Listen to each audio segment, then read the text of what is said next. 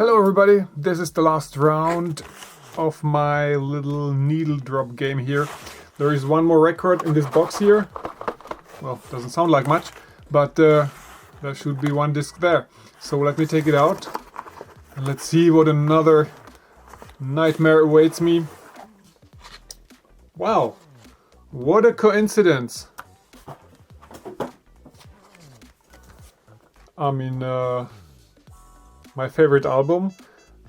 What are the chances that I'm gonna pick that? Man, this almost feels a bit rigged, doesn't it? But I swear, really not. So I already made one Needledrop with this album last year, I think. So that's probably a chance just to try out another track. It's so tough to pick one, but last time I did this, I picked one from the first side, so with Brandon Perry singing. So it's only right to do now one from the B-side, and probably we should just kind of start with the B-side. It has this little short kind of introductory track at the beginning, and then we just move into Cantara and do that. Yeah, the magic of That Can Dance.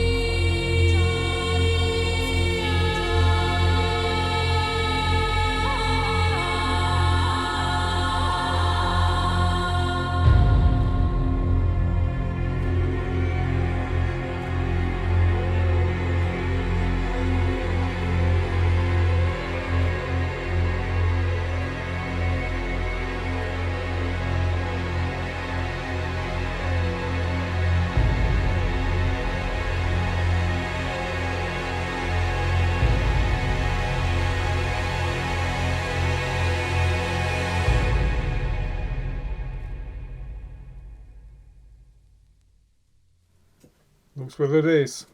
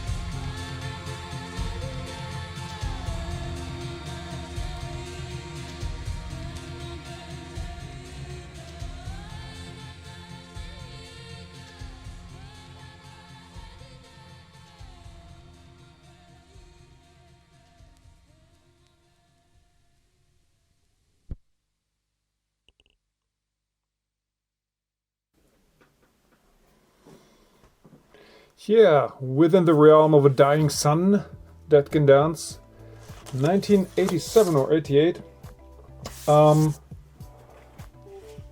Interesting because, I've listened to this album probably 700 times or something like that. So it's a bit of a situation familiar to fans of a particular band or particular albums that, of course, it becomes more and more difficult to kind of ignite the right neurons in your brain after you have listened to something far too much and it becomes completely familiar. At the same time, I still can appreciate the originality and the highly unique atmosphere of this record and of this track in particular. Now, can you imagine that I remember a time in those clubs that I have been roaming where this was probably the most played track by far and the most danced track by far. I mean, in this type of scene, there was not a single DJ that did not own this album. And particularly this track here was just on a turntable every single night. Which is a kind of a very eccentric, idiosyncratic thing to do. Particularly because at the first hearing it doesn't sound like a kind of a disco type of track or track that belongs on the dance floor. But once you overcome this inhibition, you realize that this is pretty groovy.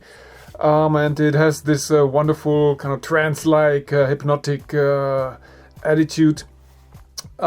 At the same time, it's kind of a fascinating phenomenon because, how to put it? I mean, the Gothic scene has completely appropriated this band in the late 80s. This was like the biggest band of all time for goth people, which was kind of interesting or funny because, of course, the people behind this music, Brandon Perry, Lisa Gerrard, had basically nothing much to do with that.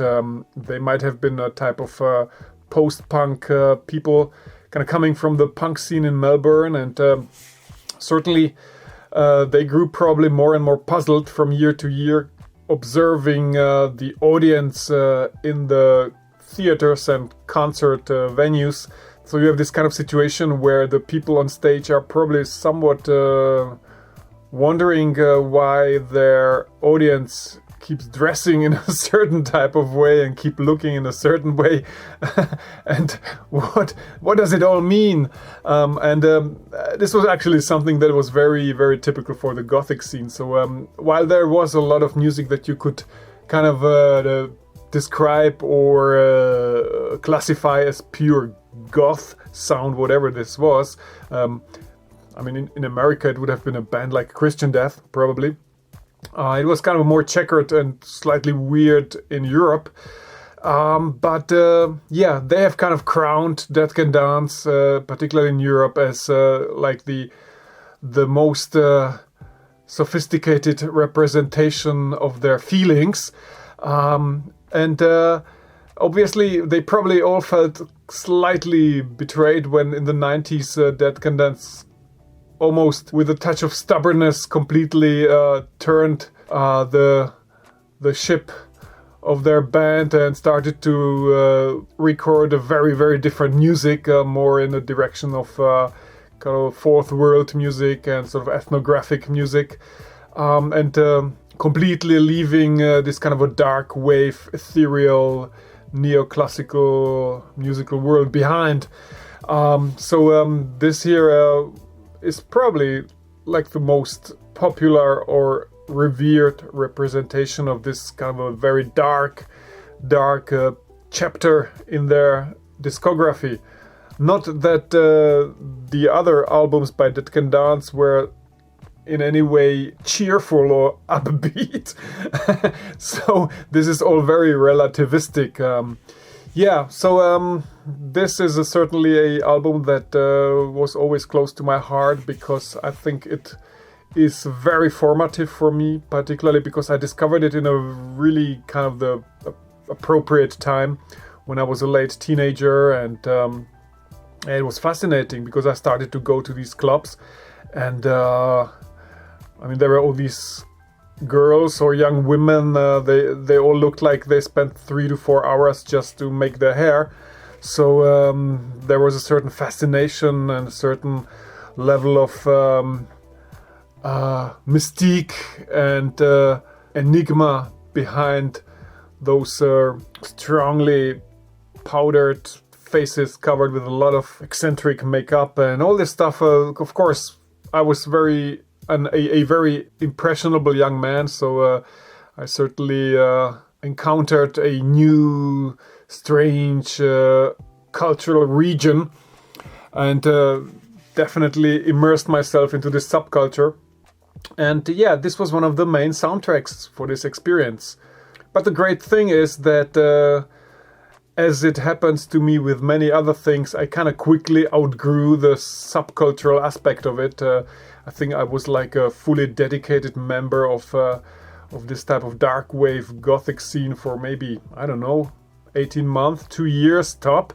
But even though you shed this skin and completely leave it behind, and kind of disillusioned, of course, as always with scenes, what remained was the music. So the music never left me, and it got actually even better because of the perception of Dead Can Dance without the contextual filter of a scene, of a subculture, is certainly a purer experience, and certainly a band that has accompanied me for many years of my life.